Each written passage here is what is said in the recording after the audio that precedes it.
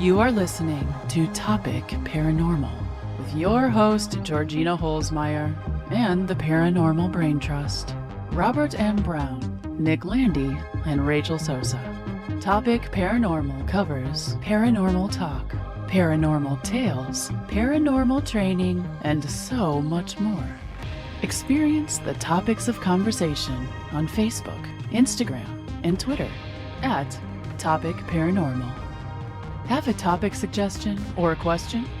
Send an email to topicparanormal@gmail.com or post it to the Topic Paranormal Facebook page. Topic Paranormal is part of the Astronet Radio family. Visit astronetradio.com for more awesome podcasts.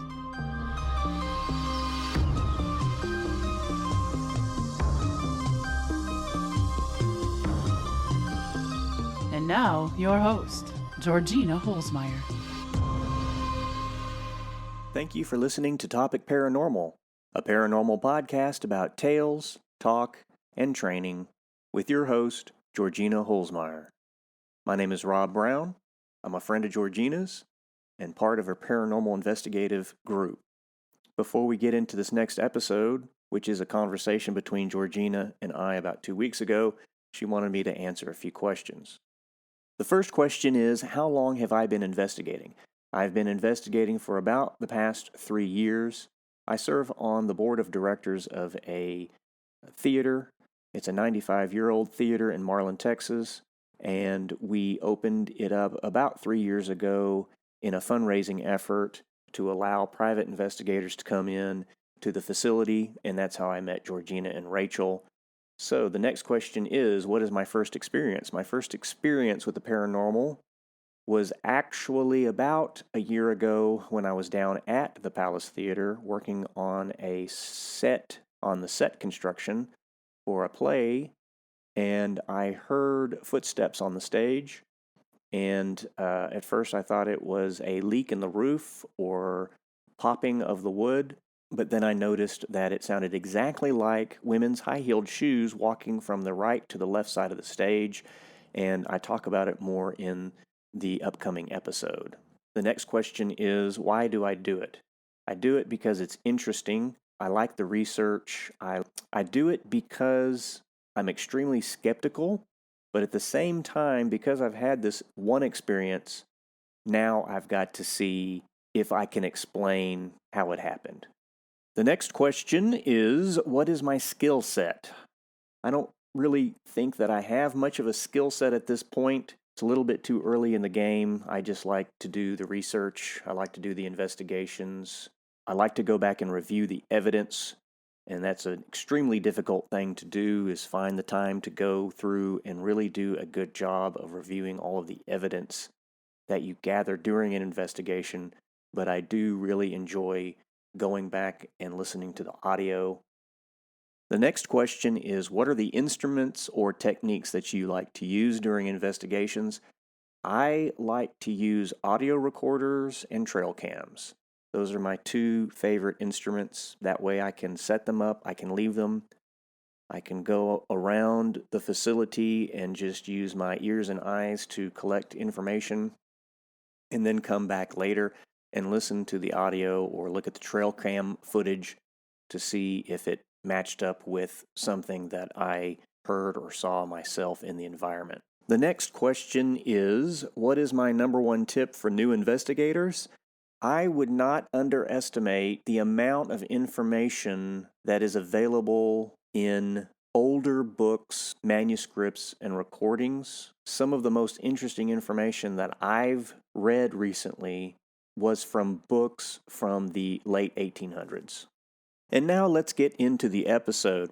In this first clip, Georgina and I are discussing a potential residential investigation where a couple are being scratched, and we're discussing the possibility of this being not paranormal. Well, and there are a couple of situations out there actually where unexplained scratches really can be explained, especially like, and this probably isn't the situation here, but if you're in a situation where it's extremely hot. You're in a house that's not air conditioned. There's a reason they call it prickly heat. You know, there's something about, and this is one of those things that I've been researching. I haven't found any actual good information on yet, because I was actually scratched, in theory, at the Hill House there in Mineral Wells. But it was a day that was extremely hot. I was sweating my ass off. I was walking around taking pictures inside the house. The room that I walked into is actually called and labeled the Scratcher Room. And I don't like those things. I don't like things that set you up to expect something. And I feel like being called the Scratcher Room does that. They're not the only place. There's a lot of other places that do that as well. And as I walked through the door, I had stepped in. It was a couple of seconds later. And I did feel like what could be described as a scratch. But in reality, it's not like I had a big red whelp. It's not like anything like that. But there have been times. I grew up hauling hay in the summer, okay? And there were times where you would feel like you were scratched and you would look down and there wasn't even any hay on you. But because of the heat and the conditions you were in, it would irritate your skin that way. Does that make sense? Yeah. So it's like there are situations that aren't, I don't know. And waking up scratched, unless they're like really super defined, it may just be that maybe you didn't use any fabric softener. Maybe that particular set of sheets is a little rougher than the others, or maybe the person sleeping in bed with you scratched you. Mm-hmm. Maybe they didn't clip their toenails that night. There's a lot of those kind of or clip their toenails in the bed, and that's what's scratching them. In this next clip, Georgina and I discuss a potential topic for a future episode. One thing that I'm interested in is when I'm on investigations and I meet new people, I like to watch how they interact with the environment and with the other researchers. Some people that I see are so excited that they think that every little creak and moan is paranormal when it's really not. Or is the problem that I'm so skeptical that I'm actually missing evidence that I should be catching? Something to think about. Well, that brings up another topic for a potential show, actually. Some people are going to be more susceptible to wanting to absolutely believe that something's going on. Yes. I mean, it's just, that to me is fascinating. Just the psychology behind human beings that are still alive and the interactions with what they think are the spirit world. Oh, yeah. Oh my God. Yeah, that's like, there's probably 16 different show topics there. And you're absolutely right. Especially once you get involved in residential investigations, you really see and experience. And I'll be honest with you, I'm cynical at this point. I'm very jaded when it comes to a residential. And I have to really work on my thought process going into this to the point that, I'll be honest with you, my first two questions are, is your house clean? And when was the last time you smoked the meth pipe? It's harsh. I know it's harsh. But at this point, I have been on so many residential investigations that if the answer to one of those two questions is, it indicates exactly where we're headed. If they've been smoking meth, honey, you're wasting your time on a paranormal investigation. I'm not saying that there's not something going on, but it's something you've created yourself, okay? And until you take care of your addiction, until you've taken care of yourself, I'm not going to be able to help you. I can cleanse the heck out of that place. I can bring in the sage, the black salt. I can do the brimstone. I can do it all. I can remove curses. It's not going to help because you yourself, the individual, is causing the situation. And those are heartbreaking to a degree. At the same time, like I said, you do kind of get jaded by the 110th time you've done that. And the other thing about cleanliness is generally an indication of depression or other issues. And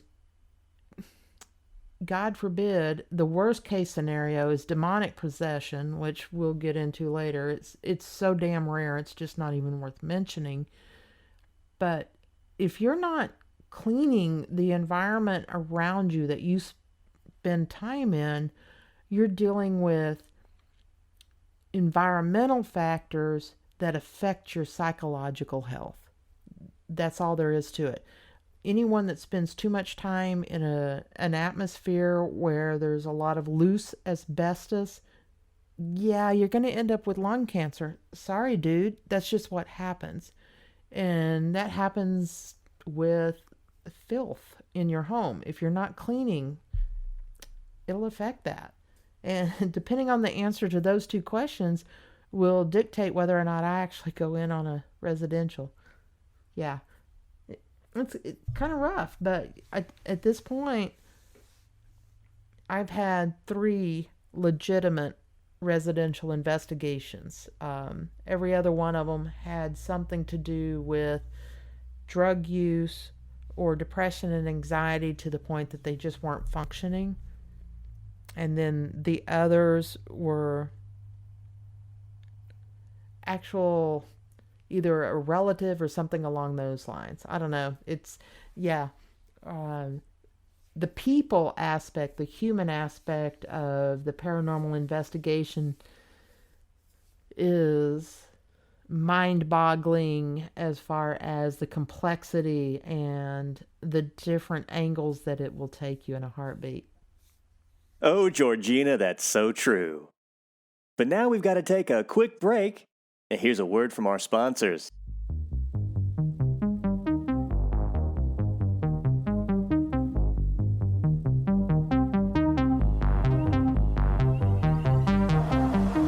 Welcome back.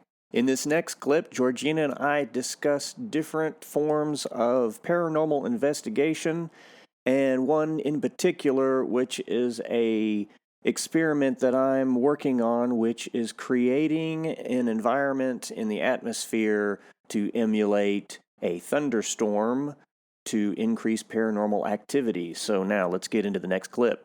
Is that the kind of energy that they need to manifest? If you highly charge the atmosphere with electricity, is that what the spirits can feed off of? Does that make them able to communicate with you better? And then what can they do? Can they move things? Can they make audible noise? You know, what can come out of that? So that's what fascinates me the most. But using all this, you know, even that box that you made, that the portal, what do you call it? Yeah, it's just too complicated. I just don't want to believe it because it's so complicated, too many electronics, too much to go wrong. Well, the spirits there at the palace sure don't like it, do they? Yeah. I mean, with that environment, I mean, it goes back to the basics, which is most of the activity is either we hear it ourselves and never can capture it because we always hear it when we don't have our devices on, or we're not expecting, or we're not looking. You know, like when y'all are sleeping down there and you hear stuff at 4 o'clock in the morning and it wakes you up, but you didn't have your equipment going. Exactly. So that's what you're doing, is we're hearing it in the environment and sensing it in the environment, but we can never really capture it. And I'm sure Cindy probably kicks herself every day when she wishes she had like a camera running when she was down in the basement when that full body apparition appeared. So. Oh gosh, yeah. And I've had several experiences like that myself where it's like, damn it. Can you just wait 5 seconds? Let me turn this on. Yeah.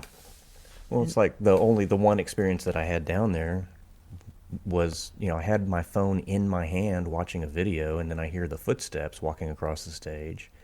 I turn the video off, and I'm so fascinated by hearing this sound that I know is not created by any natural means, because I've been down there for, so many hours over the course of 10 years, that I even thought to myself, if I get up out of this chair or make a move or make a sound, I bet you it's going to go away. And so I didn't move. I didn't even think about turning on the recorder on my phone. And what did I do? I got up out of the chair, quiet as I could, took 2 steps, and then the footsteps stopped. But they did make it all the way across the stage, which I thought was the most interesting thing. They made it all the way from the left to, over from the right where the piano and the organ is, Mm-hmm. made it all the way over to the left side of the stage. Well, and that's interesting too. You hear those things, and when you hear them, they're so darn loud. You can actually hear that step. You can hear it step by step by step. You can tell what type of shoe they're wearing, whether it's a female in heels, where it's a male in a leather sole, or a cowboy boot, or a work boot. But it's like the recorders don't pick up those nuances of the sound for the most part. Mm-hmm. And you just that conversation about the microphone got me thinking along those lines, about trying to figure out how to create that appropriate environment. And I was just honestly thinking about the audio aspect of it, but when you brought up the word manifest, it immediately made me think about, so does it take them a different, energy or a different environment to actually manifest into a visible apparition or a mist rope or whatever? Mm-hmm. Well, that's the thing. I mean, we haven't been able to do any really in-depth experiments with any of that. I don't know anybody that really has. That's the approach I'd want to take it. Like, for instance, in the basement, when Cindy saw the apparition, what was the environment? Well, it was all of these people in the basement, and everyone was highly charged with adrenaline, basically. Mm-hmm. So is it the DC energy coming from human bodies mixed with this excitement of this atmosphere that allowed that apparition to appear? There's nothing else going on down there. The air conditioner was turned off. We've thought about the mineral water. There's mineral water flowing underneath, that entire town. Right. Is it the limestone? Is it, I was thinking about that the other day with the way that they put quartz crystals into watches to power the watches. It's the quartz crystals actually vibrating to make the watch work. Right. Is that a theory that can be applied to this limestone theory that seems to be prevalent? Ghosts and spirits appear around a lot of limestone formations. Could we vibrate limestone? Could we send a frequency into limestone and vibrate it to create some sort of an environment to help them manifest? Yeah, those are the things I think about. Yeah, I prefer those methods, honestly, to the provoking stuff. I'm not a big fan of provoking, but those natural environments like we're talking about, man, if we could figure out how to do that would be awesome. On a consistent basis, to be able to get activity just because we were able to provide the right natural environment, that'd be pretty cool. That's kind of what I think about, is there's got to be some way to supercharge the atmosphere with the right elements, if that is what the spirits use to get power to communicate. That's what I would like to try to figure out. Yeah, and it's so much more these types of things that interest me versus, I don't know, the TV shows have gotten so far away from a lot of that. When was the last time you actually saw them try to create an environment that was conducive to that didn't require some kind of digital something or some piece of equipment type stuff? I want to say that it was the Tennessee Wraith Chasers when I started watching that show. there was one guy that they had in the crew that was supposed to be their tech guy, and he would bring out sort of these rudimentary inventions that he put together, like a pyramid that had a dangling quartz crystal in it, and he would run water over it, and they would just do these experiments with it. And I liked that attitude of them trying to go about it, but then that quickly disappeared, and the show kind of turned into whatever. It turned into, drama. Okay, I'm sorry. But like, when my husband and my child, my 24-year-old, look at me and go, wait a minute. Didn't y'all say that the worst thing you could do was set a Ouija board on fire or blow things up? Yeah. Yeah. Yeah. Well, it went from people trying to make a television show for people who are interested in the research, and then they went to the money grab where, it makes sense, it's an entertainment industry, where they then figured out, well, we can just make a show about, just everything's a scare factor, everything's a jump scare or whatever, and we're not doing any real investigation. So when I would go visit my grandma, she lived up near Lubbock, and she had these really old beds that had real tall springs on them. So there was no enclosed,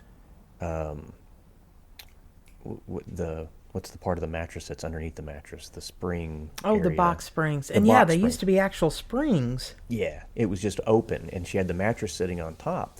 And when I would go to sleep in her house as a little kid, your breathing would move the bed. It was it would shake. And it scared me because I thought it was ghosts moving the bed. I didn't know any better. And her house was scary too. So. Yeah. The spirit radio that Tesla built, and it creeped him out. And it is creepy if you click on any YouTube. What's the name of the gentleman that created that portal thing that you built? Steve Huffman. Steve Huff. Huff, yeah. He built one of these too. It's a simple little crystal radio with a loop of copper wire on top. And basically what it's doing is it's just picking up every radio wave, just every one of them all at the same time, apparently. Mm-hmm. And so you get this huge mess of talking and music and all this weird, funky stuff. And when you listen to it over loudspeaker, it just sounds like just a huge scary mess is what it is, but it's nothing paranormal. Oh, that's interesting. I wonder if that's the basis for what Steve Huff came up with eventually. And of course he keeps improving and improving and improving them, or I say improving, he keeps changing anyway and developing. And one of Steve Huff's things is reverb. The spirits have told him that reverb makes it easier for them to speak. Well, according to him, this is what they have told him. And I'm doing that with air quotes. I'm sorry. But yeah, based on his many years of communication, this is what they've told him, is that reverb helps. Which is interesting because Rachel and I were talking the other day, and the Dr. Pepper Museum investigation, that was pretty cool actually. I really enjoyed that. I cannot remember what his last name is, but Charles, the guy that visited Nick in his dream. Initially, it was like a dream that happened a few days, maybe a week before the actual investigation. And then Rachel picked up on him as well, and the fact that he actually visited Nick at Nick's apartment afterwards and things like that. Charles Alderton. Yes, Charles Alderton. And Charles actually told her in their conversation that it's hardest for them to speak. It's easier for them to manipulate our EMF meters, our K2 meters. It's easier to make a knock, a sound, or project that cold feeling. It's easier to do those things. It takes less energy than it does to actually speak. And so that was kind of an interesting thing. Rachel commented when we were talking about this that was the first time she'd ever had a spirit talk to her about talking to us.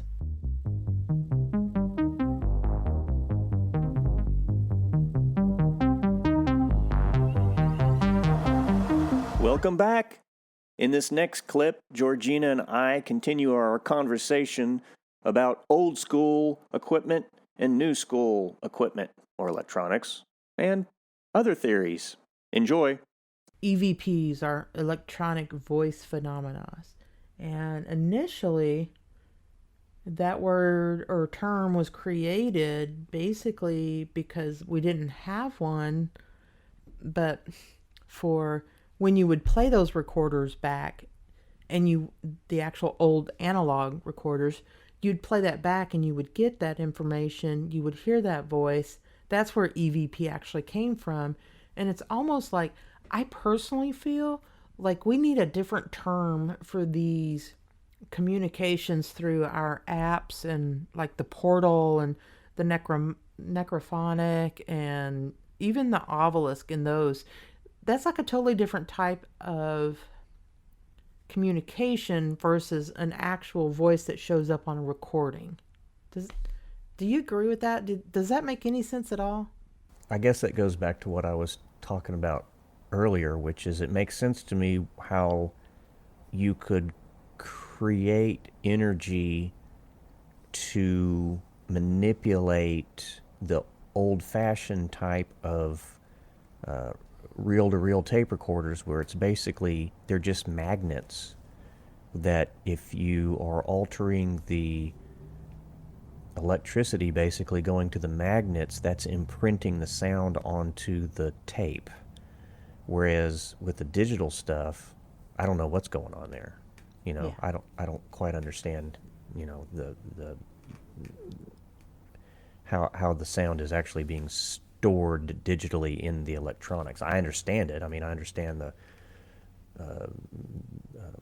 how it is doing it, but I just don't. I just have a feeling that being able to create enough electricity or energy to imprint on a magnetic tape seems easier to me than on an MP3 player or a digital machine.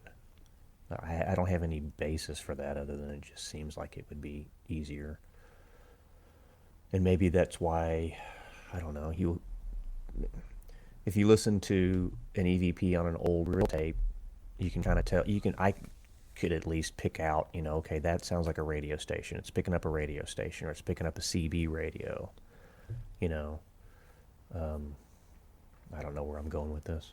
Well, that makes sense. If it's easier to identify those things, maybe, and I'm giving away my age here a little bit, but maybe because that is more familiar to us, but at the same time, and you've got so much better an understanding of this. I don't even understand the MP3 thing, how it's digitally produced versus the old school stuff. I don't know. Yeah.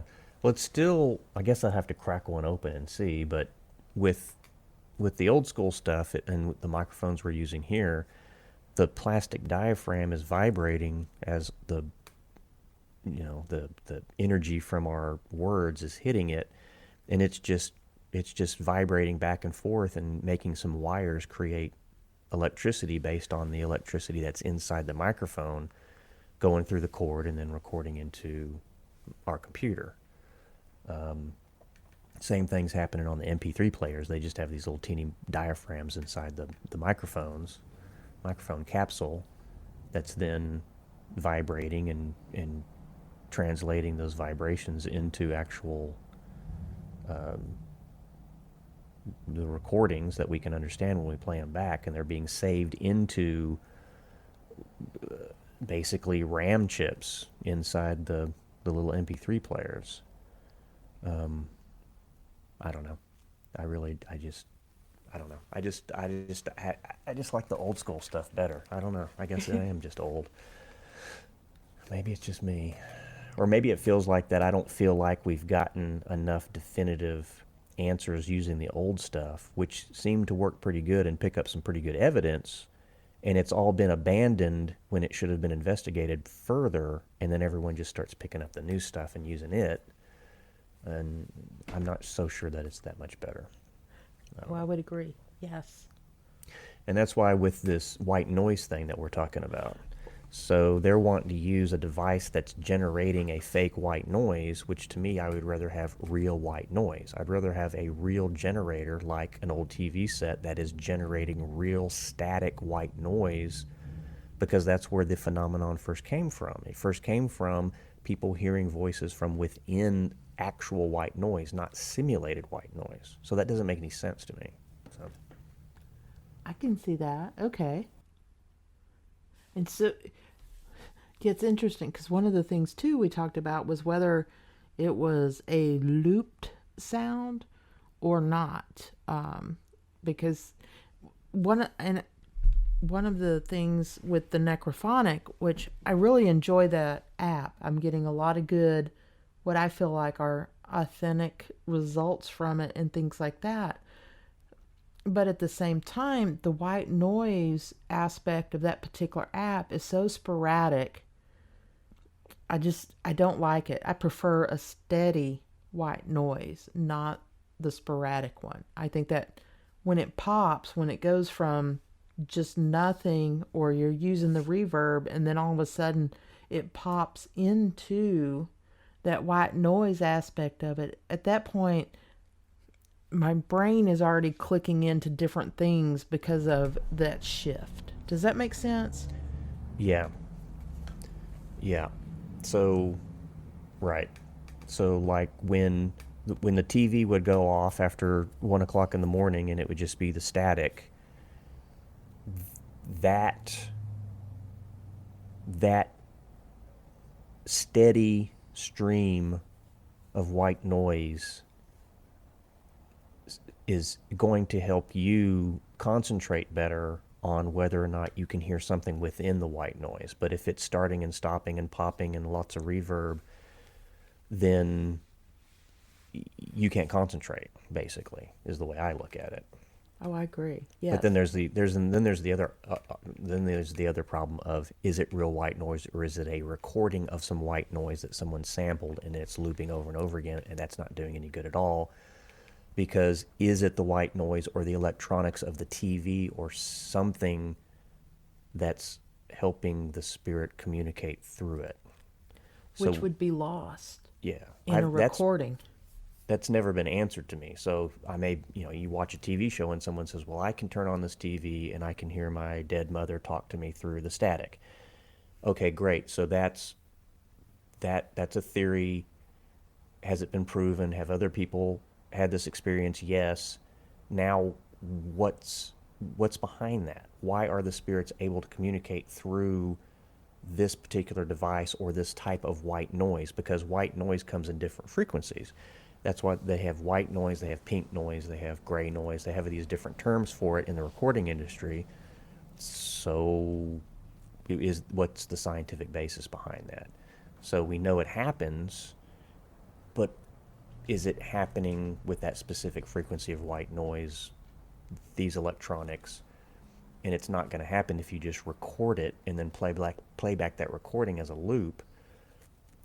Nothing's going to be able to communicate through that, because it's not actual electronics. It's not the electronics creating the white noise, creating the electromagnetic interference that's allowing the spirit to communicate.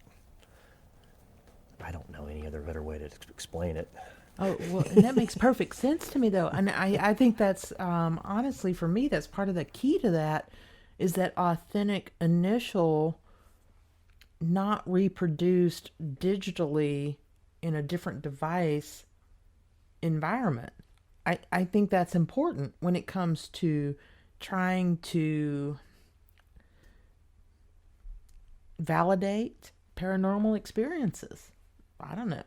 Does it, that's kind of where I'm coming from too. It's kind of got to have a natural basis before it can actually be called paranormal. If there's not that natural basis to it, then it's fabricated. And a lot of the digital stuff and the apps and things we do, I really do believe that at that point we've gone from natural to artificial. And I'm not so sure about that artificial stuff. That, and they're constantly coming out with newer iterations of all the electronic devices when we've not really utilized to the full potential the older devices. I want to go back to the basics and just use the basic stuff, like trigger objects. I would agree with you. I don't think it has to be more complicated than that. Well, that would probably be a good topic of discussion, would be to have Cindy and I on one side and you and Nick on the other, and have a discussion about divining rods and pendulums. Yes. Yes. Because you can't get more old school than that. But at the same time, I don't particularly subscribe to them. I don't like using them, but I'm not going to try to argue someone from not using them, you know what I'm saying? Because I want y'all to use them. I just see way too many issues with something that a human being is actually holding, and you're trying to rely on, you know, your own movements and your heart rate and all this other stuff to try to prove that the pendulum is moving on its own. Oh, I do. And that's the reason I personally won't use a pendulum. I've got too many things going on physically. I shake a little much at my advanced age. That pendulum, I can rarely get it to hold completely still. And if I can't get it to hold completely still, then I've lost all faith in it already. So that's one reason I personally don't use the pendulum. Now, Nick seems to be able to be a little steadier. He is a couple of decades younger than I am as well. And it's interesting because dowsing rods, I've played with several different combinations of materials. And it's been interesting to see the differences that I get in response. And it's really, honestly, the quickness of the response or the firmness of that response than it is any response. When I use the rods with wood handles, I don't get as good a response or as quick a response as I do when I'm using my brass handles. It's really interesting.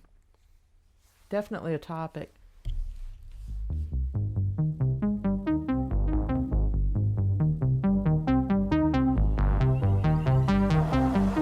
Welcome back. And in this last segment of our episode, Georgina and I discuss my first experience with our friend Rachel. She is a psychic, and in this clip we discuss a tarot card reading that I had by Rachel and my experience. But you're absolutely right. Oh my God, the things that Rachel hits on. Oh, dang. The first reading that I had with her, I went into it completely open-minded and not knowing what she was going to talk about.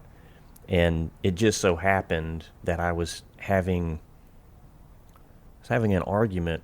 We were going through this family estate deal, and I figured the reading would come back about my sister because that would be where the strongest energy was. Well, it came back not about me at all. It came back about my brother and his 30-year partner that had just passed away. And I didn't say anything to Rachel, and she was pulling this stuff out, and I wasn't giving her any yeses or nos or anything until she started hitting real hard on things that I knew that my brother's partner loved and cared about, that she would know absolutely nothing about, even if she researched me on Facebook, you know. Right. So that was fascinating. And so basically what Rachel was saying was that my brother's partner was coming to us there at the palace and reassuring me, trying to tell my brother not to worry about things, that everything's cool, you know. So does Rachel like for you to ask questions? Because the last 2 times I've gone in, I've just sat down and just said, go. Yeah. Oh gosh. Start turning over cards. It's Let's see always easier if that's the right word, on an authentic reader, to have a direction. Otherwise, what happens is it's kind of a random thing. If you don't have a directional type question to ask about, then you're at the mercy of what she's picking up on from the tarot, the cards in themselves and the symbolisms there, as well as what she's picking up on from her spirit guides who are talking to other spirits. And sometimes some of those spirits are strong enough they come through very directly to her, without guides, kind of situation. So yeah, definitely don't ever hesitate to ask a question, whether it's personal or even professional. Generally minor professional, especially with my business. Is now the right time to grow? This is what I'm thinking about. This is kind of popping up. What the hell is this? Those kind of questions. But at the same time, I kind of did the same thing you're doing. Okay. I was kind of skeptical in the beginning, so it's like just read the cards, whatever. Okay, yeah, I'll pick this one, and that one. And then it kind of gets mind-boggling when you get with a good one, especially like Rachel, and you're like, oh, fuck. Okay, excuse my language there, but some of those revelations have been, that's the only word you can use. It's like, holy heck, how did you pull that? My husband doesn't even know that. This has just like been a seed of a thought a couple of days ago. Or then again, it can be one of those things that you're so trying to work out that you don't even have the words for it. And then that reading gives you the words for it. And that helps find the direction for it. Yeah. Well, that's what I was doing. I was coming at it from the standpoint of an investigator. And I knew her a little bit, but I didn't know her very well. And so I was very skeptical. And I was like, okay, prove to me that you can do what you say you can do. Because I've never met a real psychic before until I met her. And so that's when I just sat down. She started turning over cards. And what did she say that first time? She has 2 decks of cards, and she actually got into the second deck and was like laying multiple ones down, and she was fascinated because the spirits or whoever were telling her to keep going with the cards, and she'd never been told to go that far before, and so that was fascinating to her.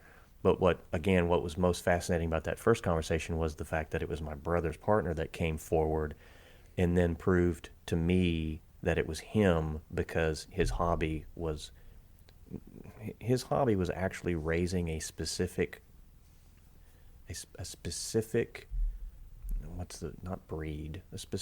cutting of rhododendron flowers. Yeah, how random can you get?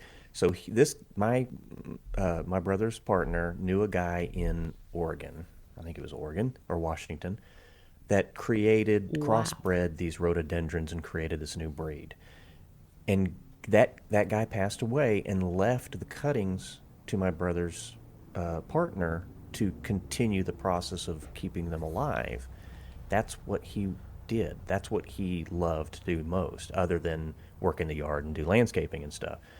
And so Rachel's like, okay, this guy's coming forward. He knows your brother, blah, blah, blah. I'm seeing a flower. I'm seeing this particular kind of flower. And I'm like, shit. How? Okay. All right. That's a little bit too specific. I mean. Very specific. Yeah. Going all the way into that. I mean, who would know that anybody would have a hobby of raising, a specific breed of rhododendron flowers. Like, especially rhododendrons. I mean, let's face it. Roses, yeah, okay, maybe you could really, if you were very, very, very, very skeptical, you could toss that because roses are fairly generic and everybody knows them, but rhododendrons? Dude. And then it blows your mind, doesn't it? Yeah. Yeah, because that's what was funny was during the reading, I'm super skeptical and I'm trying to keep a straight face, and be cool and chill about everything. And then she starts getting to that, and that's when I perked up, and I was like, okay, I've had enough. I'm going to have to start asking questions and giving her some feedback. Yes. So that we can try to pull more out of this, I guess. Because Yes. then at that point, it got me excited. I was like, oh my God, how in the hell are you randomly pulling this information out of the air and it being accurate? Because, so then that got me excited. I was like, oh hell, okay. And then, of course, my 30 minutes or an hour were over with, and I had to leave, so. Yes. It does have to end, unfortunately. The second one was the reading where J.C. Chatness was in the room, and that's all we really talked about. It wasn't anything new or any revelation or anything. It was just that Rachel had never seen a picture of Popsy Chatness, and she says there's this old man in this room who's really fascinated with me, and he was sitting in the audience at one of the tables as she was giving readings to other people, and she kept asking the other people if they knew this old man, and everybody said no. And then I go in there and sit down, and then he comes up on stage apparently, and he's looking at the table and looking at us and everything. And she described him to me, and I go, well, I texted Nick, and I said, bring that picture of Popsy in here, and showed it to Rachel, and she's like, that's him. So that was kind of cool. But that's the only thing that came out of that reading was the fact that Popsy Chatness was hanging around in the room, fascinated by what Rachel was doing. And it fascinated me to know that she could see him, she could see him like he was a real person in the room, moving around the room and sitting and coming up on stage and all this stuff. And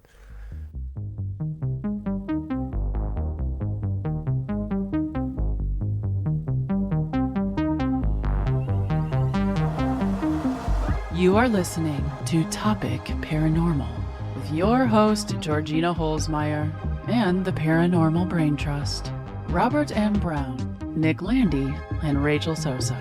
Topic Paranormal covers Paranormal Talk, Paranormal Tales, Paranormal Training, and so much more.